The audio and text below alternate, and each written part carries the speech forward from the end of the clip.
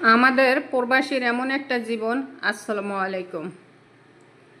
প্রবাসীর জীবনটা এমন একটা, আলু আর মুরগির মাংস অনেক সুন্দর করে ভেজে রেখে দিয়েছিলাম রান্না করব বলে।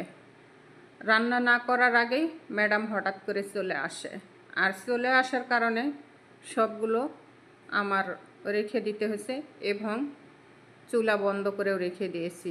কেন?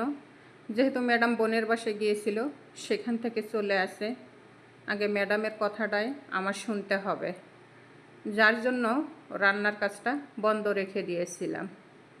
বন্ধ করে রেখে দিয়ে পুরা আমি না হলেও 3 ঘন্টা পর আবার রান্না করতে চলে আসলাম। আর আজকে যদি এইটা নিজের বাড়িতে হয়তো আগে রান্নাটা করতেই হবে, রান্না না করে অন্য কাজে যেতে পারতাম না।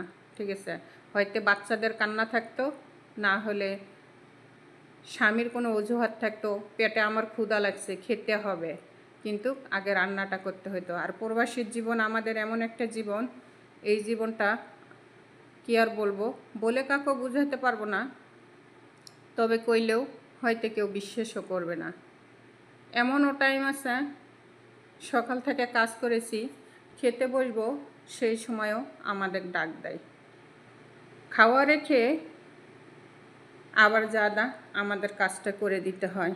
আর খাবারের প্লেটাতে যদি হাতটা ধুয়ে উঠান হয়, ওই খাবারটা দ্বিতীয়বার আর কোনো মজা লাগে না। হয়তো এটা রান্নার কাজ দেখে সহ্য করে গেলাম, যে রান্নাটা 2-3 ঘন্টা পরে হয়তো আমি করলাম, এটা কোনো ব্যাপার হইল না।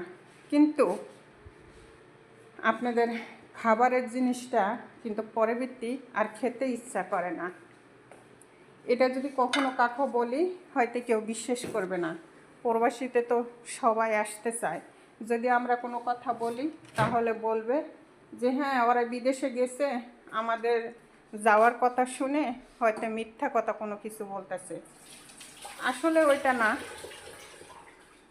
বিষয় এইটাই যে প্রবাসীতে আসতে গেলে সব কিছু মেনে চলতে হয়, মেনে চলতে পারলে থাকা যায়।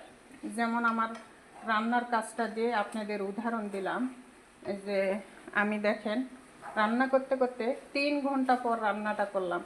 ক্ষুধা লাগলো, খাওয়ার মতো সময়টা আর আমার হয়নি। কেন হয়নি? এখন তো তাদের তো আর রান্নাটা আমার করে দিতে হবে, আমার খাবারটা তো আগে না, তাদের রান্নাটা তো আমার আগে না। ম্যাডামের কথাটা শুনতে হবে আগে। কেন? তাদের বাড়ি আমরা কাজ করতে আসি, আমরা হচ্ছি কামলা, আর কামলাদের যে কাজটা থাকে সেটাই করতে হবে। এর ফাঁক দিয়ে এসে রান্না করে